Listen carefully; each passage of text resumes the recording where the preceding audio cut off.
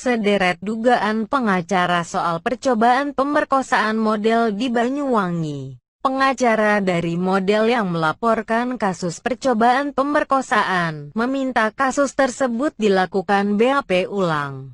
Pihaknya memiliki sederet dugaan dan fakta terkait kasus tersebut. Kami minta BAP ulang karena casting yang dilakukan produser film itu hanyalah modus untuk memperdaya banyak wanita untuk menjadi korban pelecehan seksual, ujar Eni Setiawati, pengacara model yang diduga menjadi korban percobaan pemerkosaan, Sabtu, tanggal 27 Juni tahun 2020.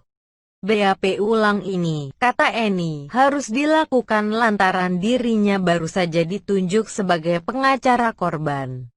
Penunjukan dilakukan per tanggal 24 Juni tahun 2020. Jadi saat pelaporan awal, korban hanya didampingi oleh teman-temannya. Saya baru ditunjuk sebagai kuasa hukum per tanggal 24 Juni tahun 2020, imbuh Eni.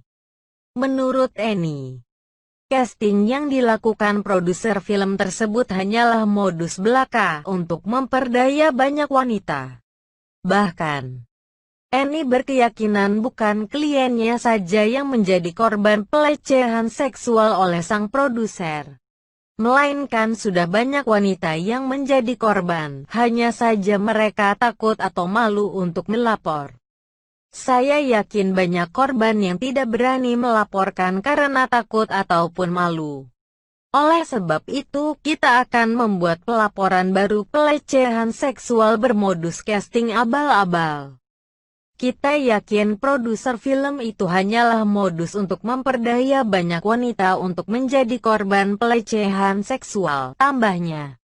Dugaan itu diperkuat dengan tidak adanya kru yang dibawa oleh sang produser.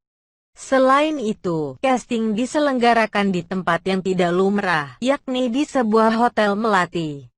Semakin tidak wajar ketika proses casting peserta diminta masuk satu-satu ke kamar hotel yang sudah dipesan oleh sang produser.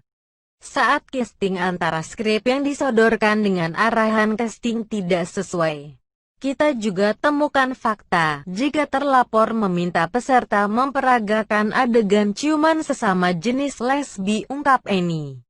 Kejanggalan selanjutnya, tambah Eni. Kegiatan casting tersebut diduga kuat tidak mengantongi izin. Namun entah kenapa, justru Dinas Kebudayaan dan Pariwisata Banyuwangi dan Sanggar Tari yang mengundang para talent untuk mengikuti casting tersebut. Bisa jadi terlapor ini membuat pengakuan palsu kepada Dinas Pariwisata. Sebab saat pra-kejadian hingga pasca kejadian orang Dispar dan Sanggar Tari ada di lokasi. Hanya saja mereka ada di luar ruangan casting, ungkapnya. Yang pasti klien saya 2 orang dapat undangan dari Dispar untuk ikut casting film, tambahnya. Saat mengikuti casting tersebut, korban mengalami pelecehan seksual, mulai dari ditanyai berapa tarif semalam hingga diminta melepas bra dan celana dalam. Bahkan, korban ditahan berjam-jam di dalam kamar hotel hingga proses casting usai. Sempat dipanggil oleh teman-temannya karena terlapor dan korban berada di kamar hotel berdua dalam kondisi pintu tertutup. Setelah berhasil keluar, klien saya linglung, syok dan trauma dan akhirnya dibawa pulang, ujarnya. Dari beberapa fakta inilah, lanjut Eni.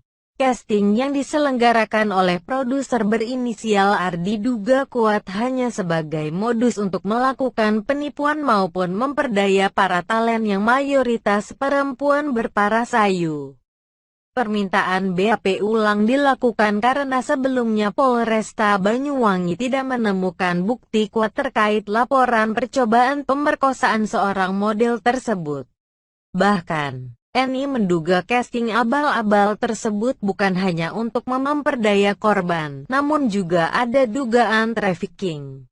Kita akan melanjutkan proses ini, tidak hanya dugaan asusila saja. Juga akan kita laporkan sebuah skenario si pelaku yang menjurus ke trafficking dengan modus casting, pungkasnya.